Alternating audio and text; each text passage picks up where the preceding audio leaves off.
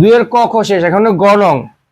গণং বলছে উপযুক্ত লেনদেনের ভিত্তিতে সহকারী খতিয়ান প্রস্তুত করো।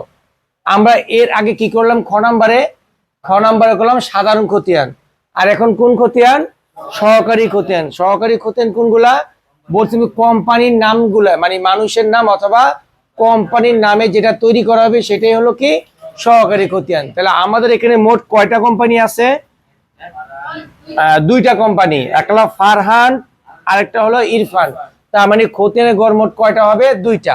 ফারহানের জন্য একটা করতে হবে, আবার ইরফানের জন্য একটা করতে হবে। তাহলে আমরা প্রথম কাটটা করব, ফারহান হিসাব করব। এই হলো আমাদের কি ফারহান এন্ড ব্রাদার্স, ওর আমরা খতিয়ান করব, চলমান জেড সই করব আমরা। খেয়াল করে এখানে ফারহান, যেখানে যেখানে ফারহান আছে সেই হিসাবগুলো আমাকে কি করতে হবে? বসাতে হবে। প্রথম এখানে ফারহান আছে কয় তারিখে? আগে লিখবো 2017 সেপ্টেম্বর 1। ফারহান বলছে ফারহান নিকট থেকে ক্রয়। জাবেদা কি ছিল আমাদের? ক্রয় হিসাব ডেবিট, পাওনাদার হিসাবে। পাওনাদার কিন্তুই ফারহান, বুঝতে পারছো? যদি কারোর নাম থাকে ওইটাই পাওনাদার হিসাব অথবা ওইটাই দেনাদার হিসাব। মানে ফারহানের নিকট থেকে ক্রয় করছে, জাবেদা কি? ক্রয় হিসাব ডেবিট, ফারহান হিসাব ক্রেডিট, মানে পাওনাদার হিসাব। তাহলে এখানে কি লিখবো আমরা? ক্রয় হিসাব। দেখো টাকাটা কিন্তু অলরেডি আমরা বের করছি, 1 তারিখে টাকাটা বের করছি না? কত টাকা ছিল দেখো তো? 1,21,000 না, ওটা তো টোটাল যোগফলটা। শুধু ফারহানের টাকাটা কত আসছিল? 1 তারিখে না বের করছিলাম আমরা? কত?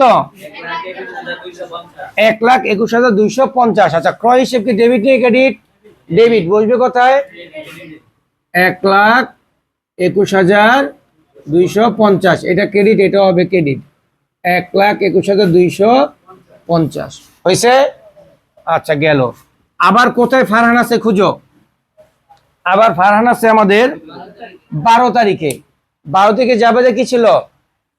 পাওনাদার হিসাব ডেবিট, ক্রয় ফেরত হিসাব ক্রেডিট। তাহলে আমি এখানে কি লিখবো? ক্রয় ফেরত। ক্রয় ফেরত। দেখো 12 তারিখের টাকাটাও কিন্তু বের করা ছিল। কত টাকা? 12 তারিখের টাকাটা খুঁজো। 12 তারিখ দিয়ে দেখো কত ছিল আমাদের? 12,000। 12,000 ক্রয় ফেরত হলো কি আমাদের? ক্রেডিট। বসবে ডেবিটে 12,125। বলতো যোগ নাকি বিয়োগ? বিয়োগ। তাহলে এটা থেকে এটা বিয়োগ করো, কত আসে দেখো? 1,21,250 থেকে 12,125 বিয়োগ করবা।